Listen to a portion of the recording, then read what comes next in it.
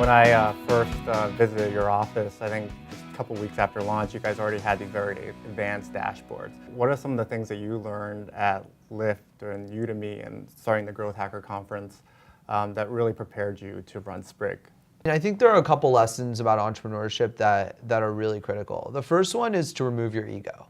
I think one of the most amazing things to me about entrepreneurs is when they believe their vision is so important, and it's usually because of a sense of their own ego, that they are unwilling to listen to customers or feedback from their user base. And while feedback from investors or advisors is valuable too, the most important thing is if you listen to your customers, you'll know how to bob and weave into the right market. Because you're never going to start with the perfect idea. And to me, that's like the most difficult part of entrepreneurship, is realizing that you're not going to be right the first time around, but your job is just to figure out what the right answer is and improve it over time.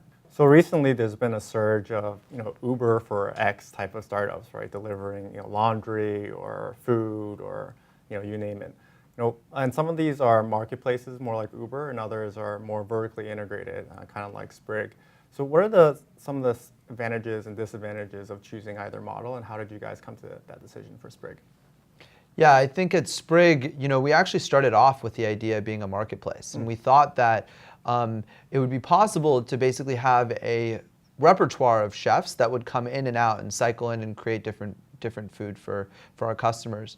And what we realized by speaking to our customers and having them try out the product was actually that for Sprig itself, customers didn't care that much who the chef was. And frankly, if you're going to use Sprig on a daily basis, it shouldn't matter to you. You shouldn't have to decide based on who the chef is whether or not you're going to use it. So in order to deliver a consistent experience to the customer, we actually ended up hiring the best chef we could possibly find and working with him to sort of create the menus on a daily basis. And so we have control of the end-to-end user experience, are able to deliver the customer with value that I don't think they can get elsewhere. To expand on that, it's not ordering from XYZ chef, it's ordering from Sprig every night, right? That's right, yeah. I mean, ultimately, our view on this is that we value marketplaces, and actually my entire career has been building marketplaces, and so there are elements of Sprig that will eventually become marketplaces perhaps. However, the goal in the early days, from seed funding to Series A to Series B pretty much, is to deliver the perfect product to the customer and prove that part of the model. And having the sexiness of a marketplace wasn't necessary in order to deliver the customer the best type of meal. And it seems like building out very specific infrastructure helps you guys deliver a value prop that others can't match, right? I don't know if you agree with that or not. Yeah, marketplaces are really challenging because the company has very little control over what the customer gets. And in some situations, that's great. At Udemy, it's a huge advantage because it means that we have thousands and thousands of courses, and variety is a big part of the value proposition to the consumer. At Uber, what it does is it provides leverage to the business model. So you can have one operations team, and you can have thousands and thousands of drivers in a given city.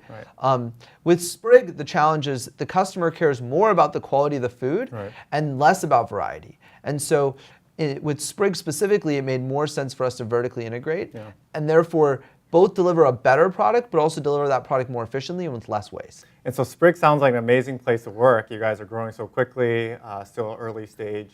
So a lot of employees can get a lot of experience and responsibility. What are you guys hiring for? Yeah, and we really pride ourselves on being one of the more fun cultures out there. Not only do you get sort of free food all the time because we're a food company and we have Michelin star chefs hanging out at the office on a regular basis. So we're looking for people in engineering and design. Those are sort of our two main pushes right now. But we also have roles in marketing, in PR, and customer support, and operations. Well, Gagan, thank you so much for taking the time, and thank you for having Battery as an investor. Thank you. Thank you so much.